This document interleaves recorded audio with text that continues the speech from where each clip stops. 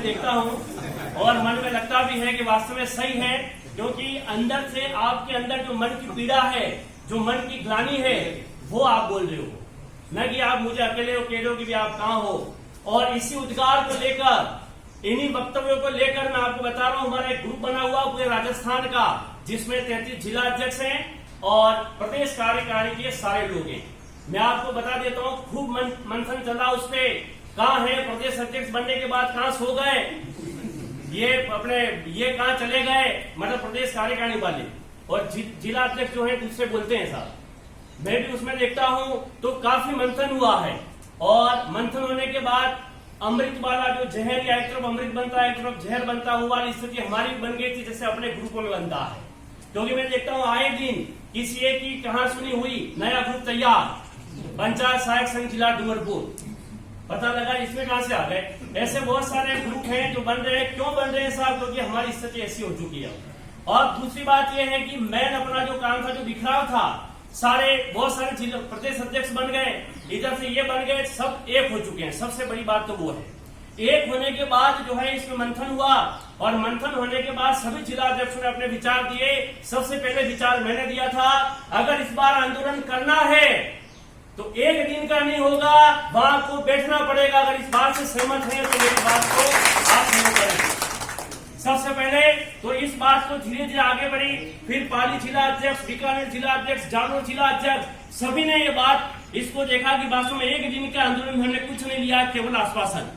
शाम को 5 बजे प्रतिनिधि मंडल बुला लिया जाता है, भैया आपका काम हो रहा है, सचिव साहब ने बता दिया, फलने साहब ने बता दिया, और बाहर आकर हम खुश होकर जोरदार तरीके से तालियां बजाई, बहुत जल्दी काम हो जाएगा। 14 सालों में नहीं हुआ है।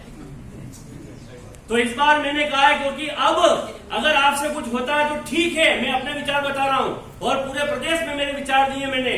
अगर आपसे इस बार कुछ होता है तो ठीक है, वरना पूरे उदयपुर संभाग को हमसे कोई सहयोग की अपील अब मत करना, क्योंकि नहीं दम तोड़ दें तो फिर हमको सीधा हटा के घर भेजिए।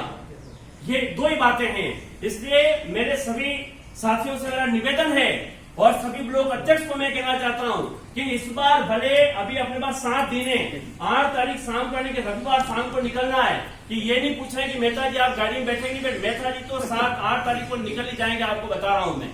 इसलिए आप ये खुला रखना, और सभी जो है वहां जयपुर में मिलने चाहिए।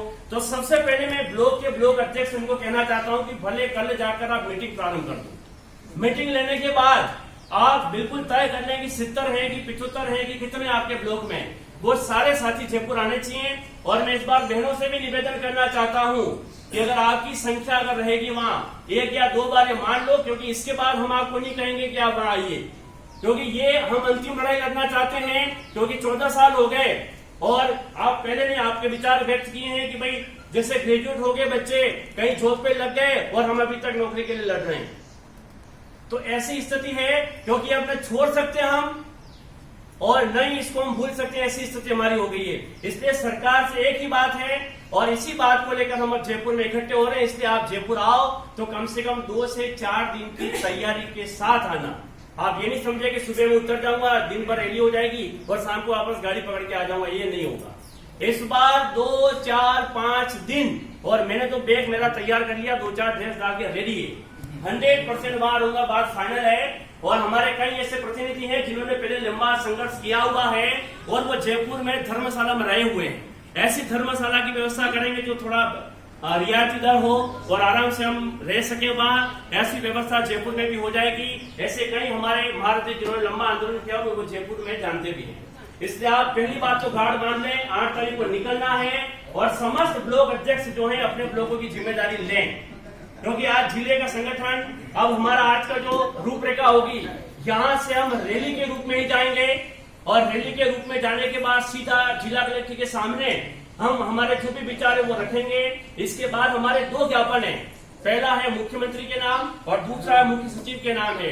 और एक समस्या जो वर्तमान में अपनी चल रही है कि बहुत सारी नगर पालिका जिनका एरिया बढ़ रहा है, तो उस एरिया के आसपास की जो ग्राम पंचायत है उनको उसमें मिला दिया जा रहा है, जिससे कि बाकी सबका समायोजन हो रहा है। आदेश आपने पढ़ा होगा, केवल और केवल हमारी बात थी कि इनका अनुबंध समाप्त हो जाएगा और पंचायत सहायक जो है वो घर जाएंगे।